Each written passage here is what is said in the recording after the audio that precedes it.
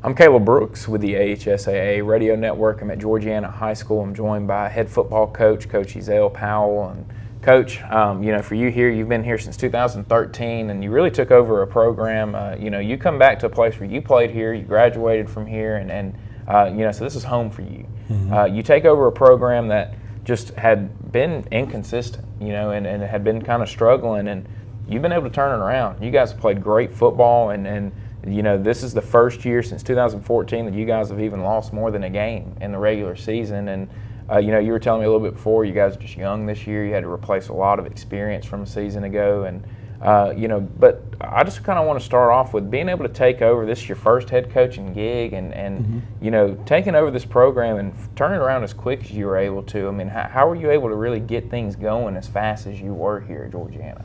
Well, one of the things that truly helped one was, we had talented kids. Mm-hmm. I can't sit and say it was just all of what I did. There was talented kids here, and I knew from watching them in the past that they had talent. There were some areas that I felt they needed to improve on. One primarily was discipline. I felt that they was disciplined, understood their assignments a little bit better. They would be difficult to handle, and when we got here, we realized how we weren't really strong enough to go out and compete. And once the kids started to get strong enough, their athletic ability it did what it does. We just put them in the right positions, and they went out and played, and it led to the run we've been on here for many years. So, it has worked for us, so we stick with it. One of the things I noticed when looking at this run that you guys have been on is the amount of points you've been able to put up over these past couple of years. And you had 3 straight years putting up over 500 points in a season. And what's been the key for y'all offensively, being able to have the success that you've had on that side of the ball?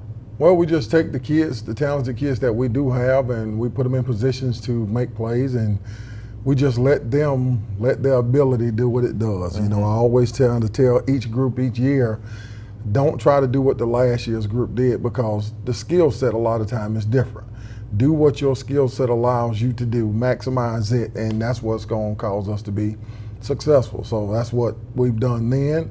It's the same thing that we're doing now. We're just taking the skill set that we have, even though it's a little different than what we've had in the past, but it allows us to execute some things offensively and still put pressure on defense. Obviously it's the new school building that we're sitting in. It's been here for some years now, but it's a lot newer, a lot nicer than the other building. I drove over there, the other one today is where my GPS took me, and having a nicer school, having some better facilities over here, probably better weight room than what was over there. I mean, how much do you think that's also kind of helped this program here and just being able to upgrade in that area? Well, that was one of the things. You mentioned weight room. That was one of the things I wanted to get improved when I got here. They were still using the old weight equipment I used when I was in high school. So it was really old and outdated, and one of the things I wanted to do was upgrade the weight room, and we did with the help of the principal and the superintendent. We all worked together and upgraded it, and it made a tremendous help for us just from a morale standpoint. It excited the kids to come in and see all the new weight equipment, the stuff that we was going to be using to help us get to that next level, and being in the new facility also added to that, because it just gives you a little bit more sense, a little bit more pride about what you have. You remember where you once were to where you are now, and we talk about that a lot, of taking care of what we had, remembering where we once were to where we are now. And some of us, I ain't gonna say some of us, some of the kids now have been in the program so long that they was really young when the old was there. So all they really vividly remember is the new. So having to drive to them of how we take care of what we have right now in relations to what we have, sometimes a little bit difficult, but they understand the importance of being able to come into a clean facility where you feel comfortable in, versus going into a place that's hot and smelly and unkept and things of that nature. So they do a great job of enjoying what they have, doing our best to take care of it, and just having pride about our school. And I mean, and it's got to help your kids when they see that the school's willing to invest in them in that area. I mean, how much do you think that's also just helped these guys just to see that they're willing to put money into them and give them opportunities? Well, it goes, you hear the old cliche, it takes a village to raise a child. Well, here in the school, all of us have to work together to do just that. And by the administration buying in and investing into them, they understood that it wasn't just me believing in them, it was also the administration, and it gave them a sense of confidence that we was all in this here together. We all knew where we were, and we all wanted to get out of where we were, so we was going to do it together, and that's what we've been doing. Having the opportunity to come back here where you graduated from and be the head football coach of the program that you played in, I mean, how much does that mean to you to have that opportunity to be your first head coaching opportunity here? Well, it actually wasn't my first. Okay. I coached in Mississippi as a head coach 2 years before I come to Alabama. But just being here in itself was an overwhelming feeling in the beginning. It was one I never took for granted, still don't, because I'm getting the opportunity to coach a lot of friends and relative kids, and that's always great. And being here at home is just it's a great feeling to be able to go out every day and see those young men in the uniform that you wore and how much pride you have in your program, and to see them play with that same type of excitement and energy and passion for the school that you love is always a great feeling, to be a part of that atmosphere. And they know that, I'm all bought in on what we do here, and we're trying to continue to work extremely hard to one day, hopefully bring home a championship. And do you think that kind of helps your players buy into you, knowing that you're bought into this place because you're from here? I mean, you're one of them, basically. You were one of them at one point. Yeah, I think that was one of the things that sort of helped me in the beginning. I had to, when I sat down and I talked to them, and I explained to them who I was, where I come from, and the neighborhood I grew up in, and a lot of them had an understanding of where I was talking about. And it wasn't no lavish community. It was down the end of a dirt road, hard living, just like a lot of them. And they understood a lot of what they was talking about or what they was going through, I went through, so I understood what they was going through, and will have compassion for them in a certain sense, but was also there to let them know this isn't the end. We just got to continue to work hard to, if you want to be, in a sense, where I am, the things you're going to have to do, what's required, that, you can do things even coming from here, but you got to be willing to work at it. When you guys started having the success that you started having under you, what was the reaction like in the community? Because it was something that people here weren't really used to. Well, I think everybody was excited about it. They didn't. I don't know if they saw it happening as fast. I knew from playing them when I was at McKenzie that if the right person got the job and did the right things, that they was going to be tough to beat no matter when you played them. And when I took the job, I knew the things that I thought they needed to do, and we started doing them. Coaches we started to implement them, and like I say, we started to see the results from it. We started to see the benefits from it, and not only did we see it, the folks in the community started to see it, and everybody else got really excited about Georgiana football again. And they knew that each year what we put on the field was going to be a product that you was going to be proud of, win, lose, or draw, that we was always going to play hard and never give up. And that's just what we've been doing, over the past years. Being here, being back home, you mentioned your time in Mississippi, and obviously that had to be good for you to already be a head coach before. And so how much, did that experience, being in Mississippi, help you before coming back home and being back here at Georgiana? Oh, it helped tremendously. That was one of the things the good Lord sort of put in place. He knew I needed it. And when I first come to Alabama, I wanted to be the head coach here, and I got passed up for the job a few times. But that experience there in Mississippi taught me how to really take a group of young men and come together as one. Really taught me how to organize practices and, develop team building stuff outside of football. There was a lot of things it taught me to do that I sort of was very thankful for that time there, because when I got here, it made the transition much easier. Yeah. I just jumped in head first, no hesitation, and we've been rolling at it. Yeah, and I mean, anytime, you hear coaches say it all the time that you're never prepared to be a head coach until you do it. And Yeah. so, I mean, obviously just kind of any kind of experience had to be good. So how'd you end up leaving Mississippi, coming back here, being at McKenzie, and getting back into this area? Well, it really ended up, my dad was having some health issues, and so was my wife, mom. So the family was having health issues, and we sort of told each other that one day this is what we were possibly going to do. The area we was in Mississippi, we really enjoyed the community. It was a great community to live in, great place to raise a family.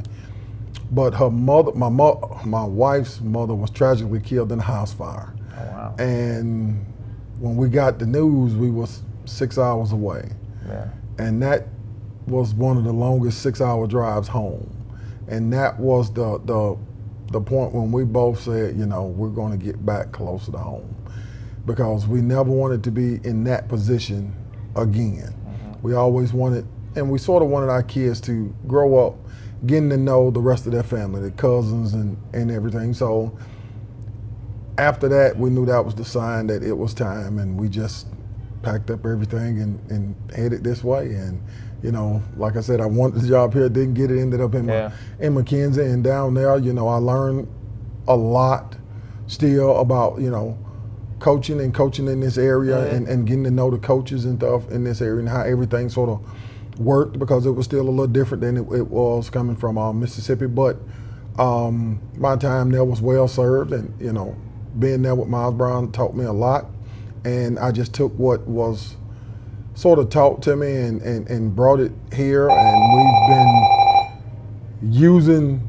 parts of it, and parts that I thought I needed to turn for the skill set of my kids, I did, and it has worked out very well for us.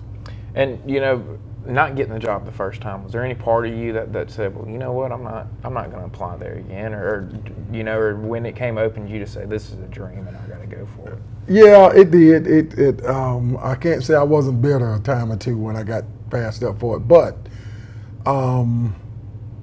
there were still things the good Lord had to show me that I still needed to learn, that I wasn't quite ready, or the community wasn't quite ready for me yet. Yeah. So, yeah, I was, and in my mind I kept saying, well, it doesn't matter who you hire.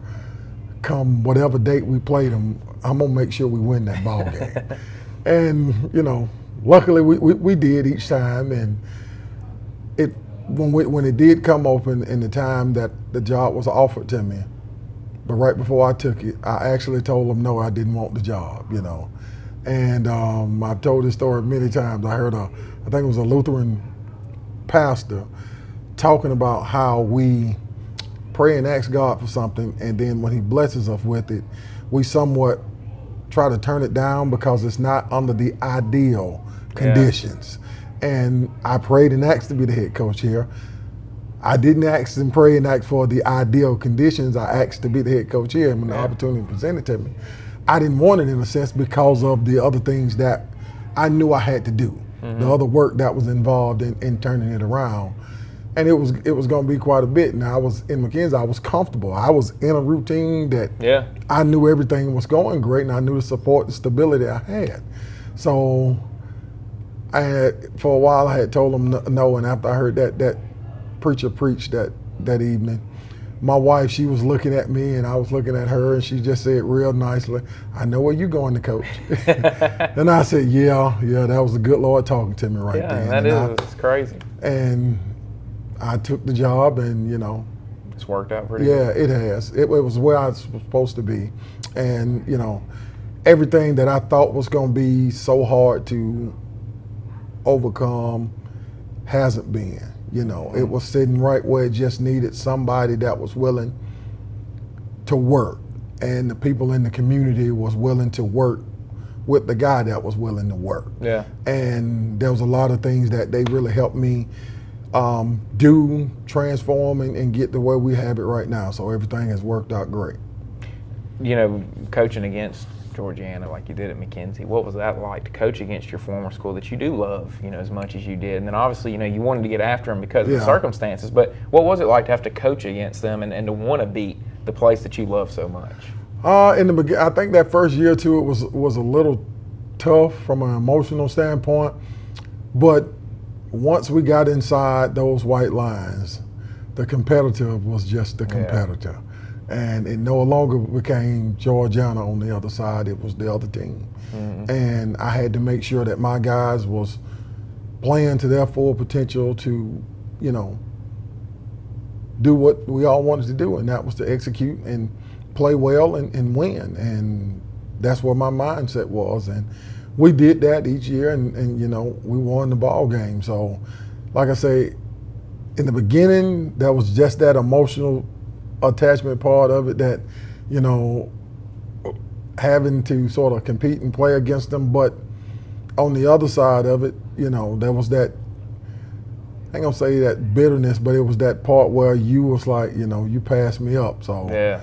I'm about to get after you right now. And that's what it boils down to. And we went out there and we got after it. So it's like now we're on the flip side of it. When we play McKenzie now, you know, I'm thankful for everything that they done for me, but I'm about to get after you now. So we're going to get after it. You know, and obviously this is a special opportunity for you. And so does it mean more to you to, I mean, every coach wants to have success no matter where they're at, but does it mean more to you to have the success that you've had as a head coach and do it here? Yeah, it does, and especially, you know, doing it here. But, you know, as I get a little older in coaching, what takes a back seat to it all right now is the wins and losses. The raising of young men is what more centered in my life right now, you know, leading them towards Christ and just building, you know, good young men that want to go out and be good, productive citizens, you know, and that's it. You know, the wins and losses, it's like I explained to them, it's going to take care of itself. Good Lord has blessed all of us with different talents and abilities. And if we use those talents and abilities to the extent that He's blessed us with, the outcome is going to speak for itself. But when that's done, who are you? You know, and that's what I want them to truly think about. When football is over and football is done, what has football taught you? Mm-hmm. How have I helped you grow to become a young man? Because I can look back on my high school days now and the men that was in my life and the lessons that they taught me that helped get me to the point I am right now. I consider myself blessed to have some good guys, because every child don't have necessarily, if you want to say, those good guys out there coaching them, and that's where I want to be. I want to be one of those good guys that, you know, the young men say, well, we may not have won this, we may not have won that, but Coach did a good job of teaching us this, and this, you know. So that's sort of where I am. It's like now, yeah, we're not having quite the season we're used to, but we see each other growing in a lot of areas. We see a lot of improvement in this team, and that's one of the things we talked about at the start of the season is not worrying about where we are in the beginning. Let's see how well we've coached by the end. Yeah. And if we see tremendous improvement from the start to the finish, we know we've done our job. Yeah, and I mean, you know, I'm glad you bring up this year, because that's what I was going to talk to you about. You've had all the success that you've had. Now you do face some adversity this year. This team faced some adversity, lost a good group a season ago, and you know, to replace the amount of guys that you had to replace and you know, the quality of players that you had to replace, you know, where have you really seen this team show their youth early in this season and you know, cause some of the struggles that you've had? Silly mistakes like, you know, giving up touchdowns right after we score in special teams by not understanding the importance of the role of special teams and how special teams can get you beat, not being disciplined in our assignment because we're more or less trusting our ability than being disciplined. Understanding what's being taught to you and taking it and applying it on the field, and your ability is what's going to allow you to be successful when you're doing the little things right. But if you're not doing the little things right, your ability in a sense can hurt you when you're too aggressive. And at times we've been too aggressive on defense, and then offensively when you're dealing with a young offensive line, we're not aggressive enough. Yeah. And those things are somewhat hurt us as the year first started. But, in every ball game, you can find, 2-3 quarters of where we was playing really well. And then we had a 6-8 minute stretch of football where all the youth showed up. And before you know it, they done rattled off 21 points. And we're sort of out of the ball game. And now that young team don't mentally have it to fight through, overcome, understanding that, okay, they scored this many points in the man of a few minutes, but it was off of a fumble recovery for a touchdown, an interception, or a kickoff, punt return for a touchdown. It was something really quick. We're still playing well. We've just made a few mistakes that has cost us. And just learning to eliminate those mistakes and just getting out there and just continue to compete. What are some good things you guys have done so far this year that you look at and go, as bad as we've been in some of these areas, we've done some really good things that have given us some opportunities to win some of these games? Well, we somewhat found our identity on the offensive side of the ball. We've always been a run first, throw second type team, and right now we're a little bit more of both, 50-50. We throw the ball fairly decent. It works with the skill set of the kids we have. But as of late, we've started running the ball pretty good again. And finding that balance, offensively has really, really helped us. Defensively, I thought for the most part we was playing solid all year. We just had to, we young in the secondary, and at times we give up big plays. And when we don't give up those big plays, we play really solid on defense. So in those two areas, I've seen a lot of growth for us. We're doing things now to really show up our inefficiency in special teams by some more different types of drill work. Still working the same thing, but just using different drills to try to get it across to the kids to, play your assignment the way you're supposed to, and just continuing to coach. And I always tell my coaches, we're good as our number twos. Everybody understands what your number ones can do. When your number one goes down and your number two is in, how well has you coached him? And it sort of showed for us last week when Azende went down against Brantley, and then the backup quarterback comes in, and we scored 21 points right there to get into the third quarter, and we're down 1 touchdown. But it's just little stuff like that, that we're doing that you can see we're improving, but we just got to trust the process. It might look like it right now, but trust the process, and it works. How difficult is that to get the young guys to do that? Because we're in such a result-oriented world now with everything just about how it ends up. Because you look at the score of the Brantley game, and you go, man, that wasn't. But like you mentioned, you were right there with a chance to get back into the game after letting them get ahead, and then it does get away. So how do you preach to your guys? Trust the process. Don't worry about the result of the game, but worry about the little good things that you did in the game and build off of that. Well, I think the Brantley game did sort of help us understand that, because there was a fire, there was an excitement at halftime of that Brantley game that we somewhat didn't see in the start of the season, especially when we was in that position. And where the kids was truly believing, they was understanding how the process was actually working when we was working it. And it was just fun to see them excited and understand that what we're doing is working. You just have to continue to trust it. And with young kids, it's hard, but it's one of those things you just got to consistently preach. You have to consistently preach it.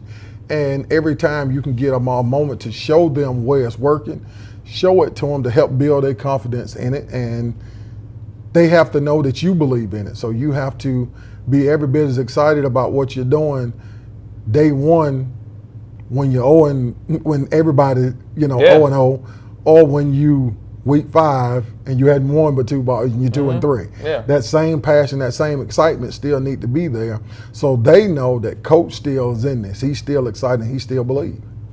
how important is it for you guys to, get some wins out here in the second half and at least give yourselves a chance in the playoffs, just because, experience for these young guys of getting there and, to see them get better as the season goes on? It would be big for us to just, get some wins with these young guys so they can continue to believe that what we're doing is going to work for them, and to get ourselves in the postseason and give them that postseason experience. Yeah. So when they come back afterwards, the next season, you have all of those things to draw from. The experience, the postseason experience, the times when you was down, but you fought your way back in. All of these things that they're sort of going through right now, it's going to be very, very beneficial for them going forward, in football. Well, Coach, I appreciate you taking the time to sit down with me. No problem. Let me come and visit, your school here and your program. Hopefully you guys can get this thing turned around this year. I trust that, you and your coaching staff are working hard to get it done. Y'all have been so consistent here, and you don't do that without hard work. So, True. Good luck to you guys the rest of the year, and really looking forward to seeing how the second half shapes out for you. All right, well, I appreciate it.